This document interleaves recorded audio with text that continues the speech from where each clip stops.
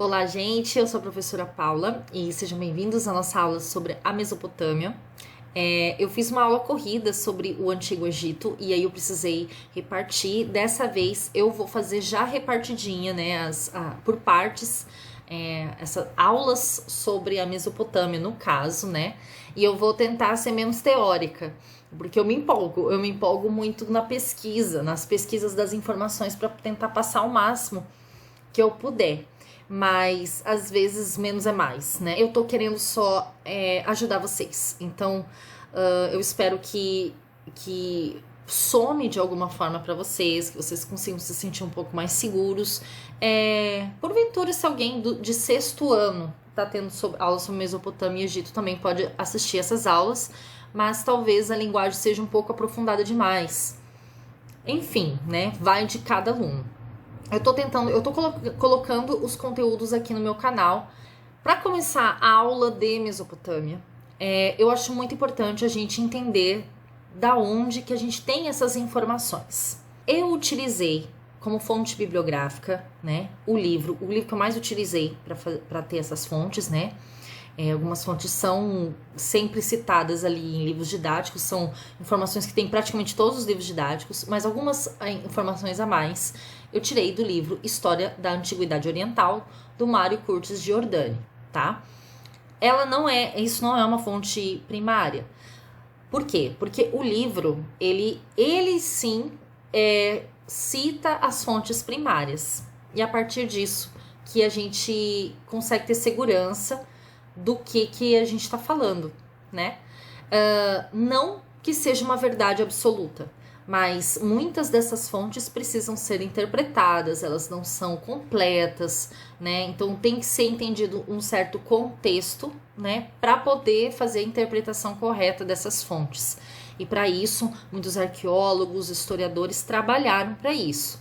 E muito, há muitos anos, né? Então, antes mesmo das descobertas arqueológicas, as fontes para estudar a Mesopotâmia eram a Bíblia, né, que cita muito dos reis, né, o Assurbanipal é citado, o Nabucodonosor é citado e mais alguns também que foram reis da Mesopotâmia, tá? E os escritos gregos, principalmente os do Heródoto, né, que muitos gregos fizeram viagens a outros lugares, inclusive a Mesopotâmia. A Mesopotâmia não é um país, ela é uma região. Quem deu o nome de Mesopotâmia foi, inclusive, um grego, né, que entendeu que era, tanto é que significa, né, terra entre rios, né, que eram os rios Tigre e Eufrates, e aí ele deu o nome de Mesopotâmia. Quando a gente entende isso, a gente começa a ter uma noção de que a gente vai estudar os impérios que tiveram, né, os seus governos nesta região. E nesta região, por quê? Porque existe uma assimilação cultural ali muito grande, né? São povos diferentes que acabaram assimilando a cultura um do outro e eles viviam ali, ora tomando poder, ora, né, por cima ali no poder, ora por baixo, e aí outro povo vai lá e toma de novo. Isso a gente vai estudar. Esses fatos citados na Bíblia e nos escritos gregos geralmente estão associados aos hebreus, né? Só que há muito mais além disso, né? E na medida que as descobertas arqueológicas foram acontecendo, principalmente revelando o Antigo Egito, passou-se a ter um pouco mais de interesse para descobrir mais sobre as outras sociedades, né, do Oriente Próximo e a famosa Babilônia. Só que existe muito mais além da Babilônia. E conforme as descobertas arqueológicas aconteciam, eles descobriam mais, né, sobre a Mesopotâmia, então. Em 1842, o francês Emílio Botta, que era um agente consular, né, em Mossul, ele era um agente consular da França em Mossul, ele inicia ali as primeiras escavações e logo ele consegue encontrar o palácio do Sargão II. Outras descobertas depois aconteceram, inclusive achando a biblioteca de Assurbanipal e vários palácios e templos da cidade de Mari. Outra coisa muito importante para o estudo da Mesopotâmia foi a decifração das línguas, a começar pelo sumério, né, que era a mais antiga língua escrita conhecida da humanidade. E, por exemplo, uma mesma palavra podia ser substantivo, advérbio, verbo, adjetivo, enfim. Então, dependia muito do contexto. Então, era muito difícil saber se era feminino, masculino, plural, singular, né? Era bem difícil decifrar essa língua. O acádico, né, que era outro, na verdade, ele era um grupo linguístico semítico, e era o mais antigo, né, que era falado pelos semitas mesopotâmicos, dividido em 2 dialetos, o babilônio e o assírio, com algumas diferenças fonéticas. A escrita cuneiforme sumério-acadiana, ou também chamada assírio-babilônica, ela foi utilizada para escrever outras línguas também, como o hitita, o rita, palaíta, enfim, várias outras, elamita, e outras também ocasionalmente, como o hebraico e o aramaico. Então, a escrita cuneiforme é a forma da escrita, né? Não a língua, no caso. Então, a escrita cuneiforme foi a primeira forma de escrita e da língua sumério-acadiana. Inclusive, os documentos e as cartas que eram trocadas internacionalmente falando, né, tipo, documentos mais diplomáticos e tudo mais, eles eram escritos em língua sumério-acadiana, ou o acadiano mesmo. A escrita, ela apareceu na Mesopotâmia por volta do 4º milênio antes de Cristo, primeiro de forma pictográfica, né, com desenhos, e se desenvolveu ao ponto dos sinais expressarem sons.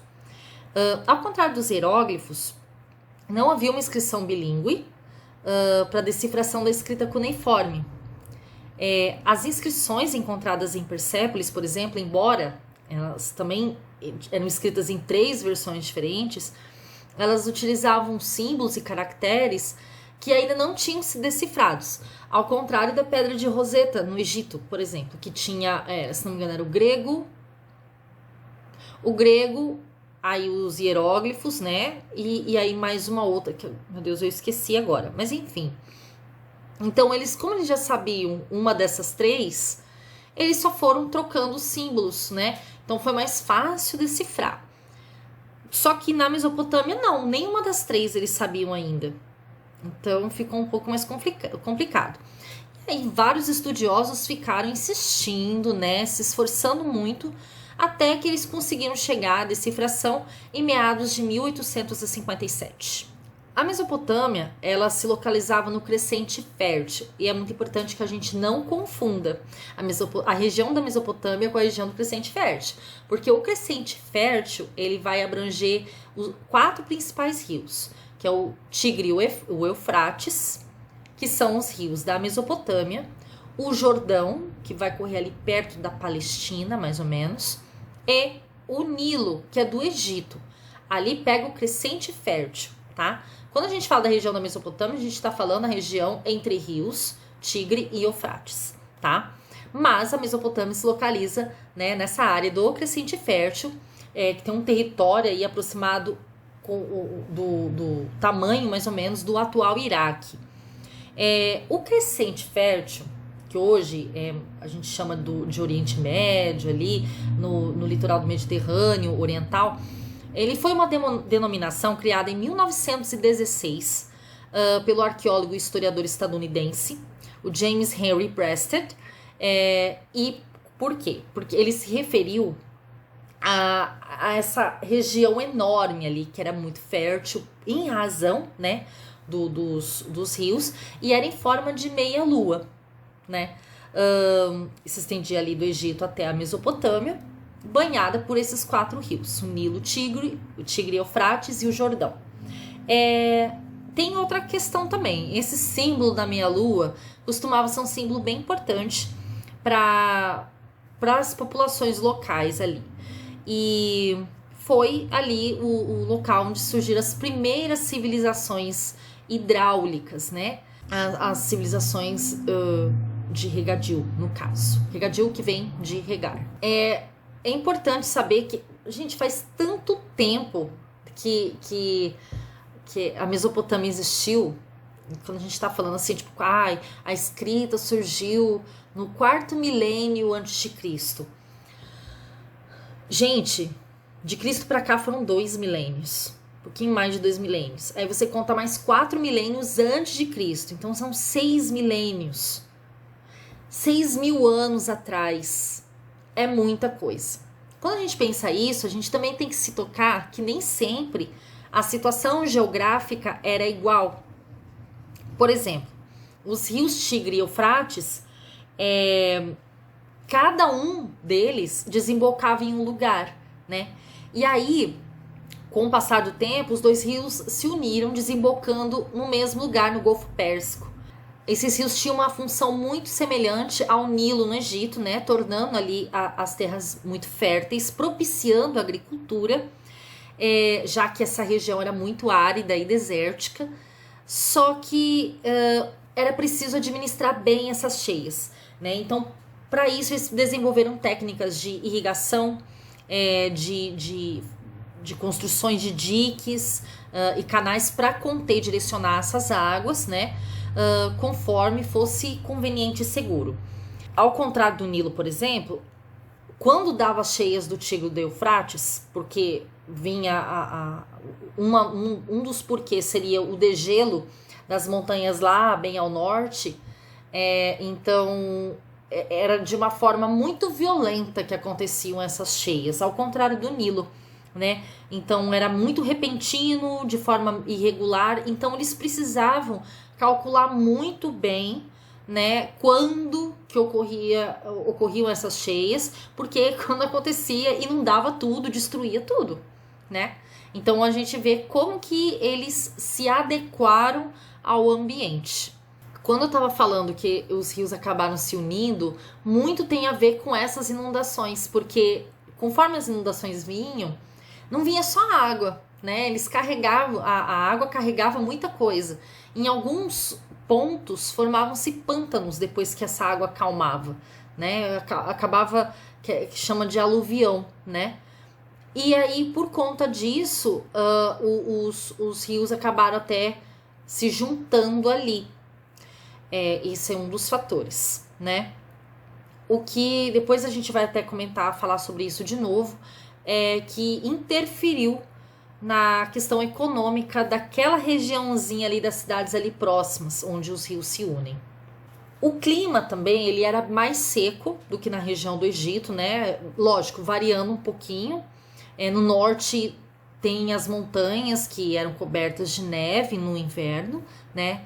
E no sul o calor continua constante. Já lá no meio, entre o norte e o sul, o verão era bem rigoroso, mas as estações eram um pouquinho mais bem definidas, assim, digamos, né? Era uma região rica em recursos naturais, e tanto é que se encontravam vários tipos de árvores, né, em madeira, como pinheiros, carvalhos, nogueiras, né? Ao sul tinham as palmeiras, além de vinhas, oliveiras, algodão, né? Os animais da região eram leão, tinha pantera, hiena, chacal, né? Serpentes, muitos escorpiões. E de domesticados, a gente tem o boi, né? O búfalo, as cabras, ovelhas, asnos, os camelos e os cavalos, que foram introduzidos no 2º milênio, tá? Antes de Cristo. Também era possível extrair ouro, prata, cobre, chumbo, ferro, né, nas montanhas do norte, e também o betume, né, que servia para selar as embarcações. A região da Mesopotâmia, ela atraía os povos porque ali tinha essa área fértil, então era um local de povoamento, né, e de sedentarização desses primeiros povos. Então ali foi um local de povoamento, de ocupação e também invasão, né, dos povos de origem semita, que era um tronco étnico do qual descendem árabes e os acádios, né, e sumérios também. Aqui aqui é um mapa, então, que aqui mostra, né, onde que é o crescente fértil, mas que aqui dá para ver ali o rio Tigre e Eufrates, que é ali que é a região da Mesopotâmia, tá? Já haviam civilizações que não utilizavam a cerâmica desde a chamada pré-história, né, a pré-escrita, e no período proto-histórico, que é aquele períodozinho que inicia, né, a história com escrita e tudo mais. Então fez-se uma divisão em fases, baseada nas descobertas arqueológicas que foram feitas a partir da Segunda Guerra Mundial, né? Tem um período, é importante lembrar que esses períodos não necessariamente eles começaram e terminaram, e aí em seguida já começou o próximo, né? Alguns períodos, como é uma região bem vasta, alguns períodos, enquanto um ainda não tinha terminado, o outro já estava começando, né? Isso é importante a gente entender para a história inteira, tá? Então a gente tem a fase Hassuna, os vestígios datam do 5º milênio antes de Cristo, e apesar deles não terem conhecimento sobre os metais, eles dominaram a agricultura e a domesticação de animais, além de já terem algumas construções. Eles se preocupavam já com a beleza das peças que eram produzidas, além de terem a sua linguagem de certa forma exprimida já, expressa em desenhos. Depois a gente tem Samarra e Halaf, né? Ambas as culturas demonstram um progresso, né, pelo uso dos metais, pela construção de templos e palácios e também as primeiras cidades. Pela ornamentação das cerâmicas, é possível encontrar alguns vestígios de um tipo de escrita. Hassuna, Samarra e Halaf situavam-se nas regiões setentrionais, no norte da pequena Alta Síria. A gente tem a fase Eridu, né, antes de ser invadida pelo aluvião dos rios. Eridu era uma importante metrópole mesopotâmica. Os antigos santuários descobertos teriam sido construídos por povos vindos do Irã no início do 4º milênio a.C., que foi mais ou menos quando a escrita cuneiforme foi criada. A fase Obeid, uma das ondas migratórias oriundas do Irã, teriam feito parte da civilização Obeid, localizando-se próxima à cidade de Ur, bem ali ao sul. Essa civilização se expandiu até o norte e teria sido o início da civilização no sul da Mesopotâmia, inclusive as cidades de Ur, Lagash e Uruk. Por volta de 3.300 a.C., os sumérios eles se instauram nessa região. E Uruk e Gendet Nasr. Uruk era uma das cidades mais importantes da época, tanto pela arquitetura quanto pelo uso dos metais, demonstrando muita riqueza, grandeza, né, inclusive na construção dos templos. E com a presença dos sumérios, a escrita ali é desenvolvida. Nessa época, ao sul, os sumérios eles ocupam várias cidades como Uruk, Lagash, Eridu, Ur, né, e outras. No centro, a mistura de grupos étnicos, né? No norte, a maioria é semita. Em Márica, é uma das cidades, né, no Médio Eufrates, em Assur e Nínive, que ficava ali próximo do Tigre. Os iranianos já estavam incorporados aos novos habitantes. Durante os trabalhos do arqueólogo Uli, em Ur, ele conseguiu descobrir pelo menos 2 catástrofes relacionadas a inundações, que podem ter sido o fim dessas primeiras civilizações, mas nada que tenha a ver com o que foi descrito na Bíblia, tá? Se aconteceu aquilo que estava na Bíblia, esse fato descoberto pelo arqueólogo é outro fato. É importante que vocês saibam que isso necessariamente não vai cair em prova, isso não cai, tá? Isso aí é só uma curiosidade para vocês entenderem antes, né, na questão da pré-história e proto-história, que já eram povos desenvolvidos, né? Que nenhum povo ele se desenvolve da noite para o dia, é todo um processo. E esses povos, é importante a gente lembrar que eles existiram justamente porque eles são eles que fazem, né, a região ali ser o berço, né, dessas civilizações, desses impérios que a gente depois acaba conhecendo, estudando, né, e tal. Então é isso. Até a próxima. Não vai demorar muito o próximo vídeo. E é isso aí, gente. Um abraço e até a próxima.